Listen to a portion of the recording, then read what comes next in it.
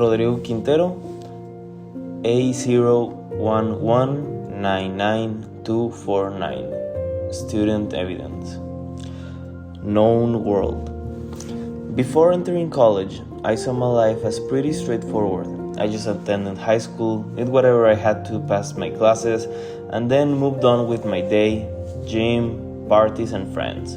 There wasn't anything applying pressure or rush on me. After school, time went pretty fast, watching videos, hanging out, helping my dad when he needed me. Everything had a familiar sense, and I felt safe. I really liked this technology and machines, but only from a distance, because I saw college as a long way ahead. Building things seemed like an idea, not a reality. Call to adventure. When I chose mechatronics engineering, I thought I understood completely what I was signing up for. At first, it didn't seem like a big deal, only like another step forward. But that feeling didn't last long enough. When I first stepped into the Fred lab, I realized that this didn't look like anything I have ever done before. It scared me. Different types of motors were everywhere in the room. Stepping over cables was a common thing to do. There were screens wherever I looked. It intimidated me. Nothing was theoretical anymore. As I was once taught, I was overwhelmed. I understood that this was going to demand more time and effort than high school ever did. Supernatural help. That was when pressure really hit me. Long hours spent in the lab, many projects piling up, one after the other, nights of endless frustration when things didn't work as they were supposed to do, moments staring at a wire that could alter the result entirely if put wrong. On one of those days, when the stress was winning me over, I stopped and I prayed for just 5 minutes.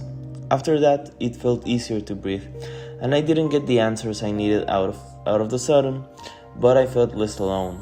I felt accompanied. Later on, working with my classmates, sharing procedures, results, watching experiments fail and laughing about it helped me more. The support I got from them helped me not to give up. They kept motivating me to keep moving forward without looking back. Development. Test and methodological creature. Once I was fully into my first semester of college, things started to feel even heavier than I was expecting. My days needed even more hours to accomplish everything I had to do. Tests weren't as easy as paper and pencil. Most of the times, they arrived to the lab unannounced. A machine or a system that worked perfectly the day before suddenly failed, without understanding why. A connection that looked perfect and neat refused to respond as it was supposed to do so. When I was at the lab, effort didn't guarantee success or results. I could spend hours working there and still go out late at night without any progress. It all became exhausting and overwhelming.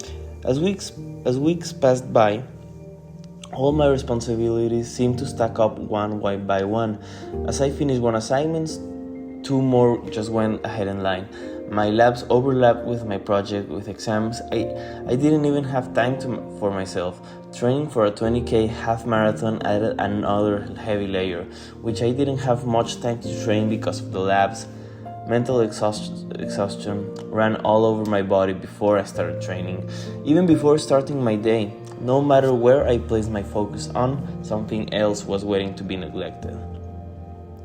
That's when my struggles started to feel like a monster. Not dramatic, but a persistent monster haunting all my days. For every problem I solved, another one came up. I even tried to organize myself better, so new tasks filled the gap. The problem was, when I was training for the half marathon, I was worried about my unfinished projects. I just felt like I was never going to get caught up with the pressure of my career.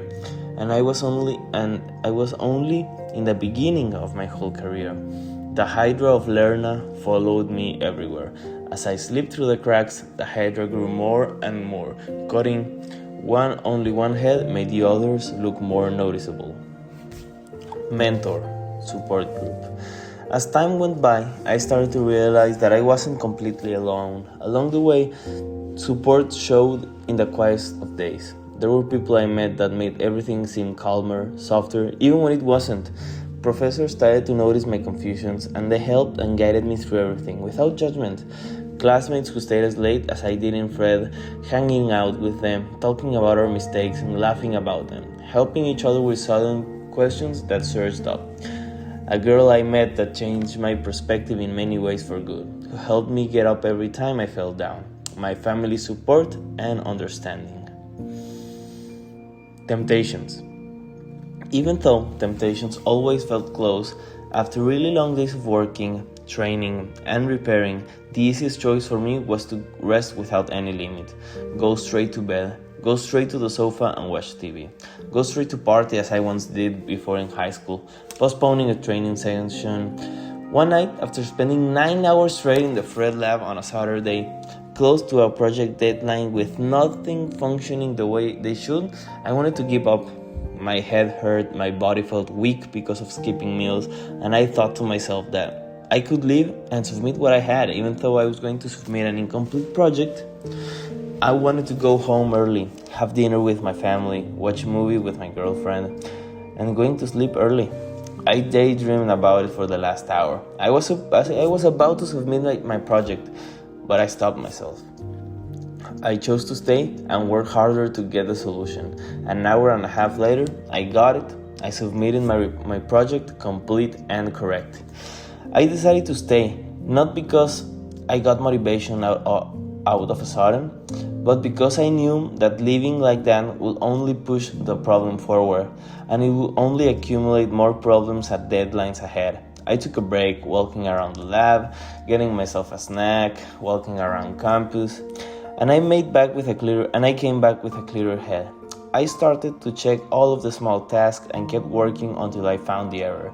It took time to get a handle of it, but I finally found what I was going for, repaired it, and submitted my project. Apotheosis. After that long night in the lab, something changed in a way that wasn't immediate or loud. It was quiet, steady. It wasn't a next day thing. I didn't wake up in the next day with new confidence for myself. My workload was still heavy. Fred still throwing more deadlines at me. What really changed was how I reacted to that. I stopped thinking things that would solve in a matter of minutes. What really mattered was understanding that showing up was the key, not solving everything in a span of 10 minutes. Understanding that when systems or machines failed, that didn't mean I wasn't capable of my career. I am totally capable of it. Training stopped depending on how many energy I had left. I understood progress was slow and time-consuming. Staying present was the real thing. The challenges were still there, but they no longer defined who I am. I was becoming a person who could move forward even when life was at its worst. I was becoming what I never was and what I always wanted to achieve, a resilient human being. Conclusion. Defeating the Hydra of Lerna wasn't an easy task. It wasn't about making it disappear completely. It was about understanding and obtaining the courage necessary to face it without losing control, without letting it win me over.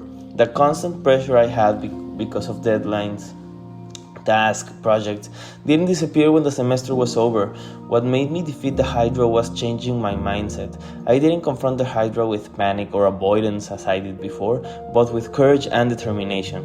The Hydra stopped growing when I understood that fighting every head at the same time wasn't the correct way to defeat it. Asking myself when I needed and accepting the balance I knew I needed into my life made me come out of the battle unscratched. My gift I carry isn't physical exactly, but it feels just like that. My special weapon is my discipline, built with experience and repetition, which I used as a sword to cut each one of the heads of the Hydra that was going through my way. My shield was my consistency, showing up even when I was at my lowest point, helped me defend against the Hydra. The superpower I obtain along the way is my resilience. Discipline may be my weapon, but without resilience as a superpower, I wouldn't have made it this far. Each semester strengthens Raza, my ya funciona. superpower, as well as my shield and my weapons as the pressure goes harder and the difficulty level increases every day. I am way more confident to face the pressure I face every day, aware of my limits and prepared for every challenge. And if I'm not, then I will be eventually with the help of my abilities. Becoming the master of two worlds means that I fully understand now that I'm no longer a high school student and I will never be one again. But I'm somewhere on the path to becoming a professional in what I love, mechatronics. I learned that engineering is not all about theoretical knowledge and technical abilities, but also human abilities like discipline, resilience, and many other characteristics. Along the way, I've changed behaviors that made me step back instead of going forward, specifically the fear of failure or me believing that I'm not capable of doing what I love, replacing them with commitment. This journey leaves me with many things, but something I can give back to my family is being a responsible person, helping them with what they need and being there for them. To society, by my preparation to solve real-life problems, and to my very own person and my own path to growing continually, understanding that true growth happens with experience and commitment.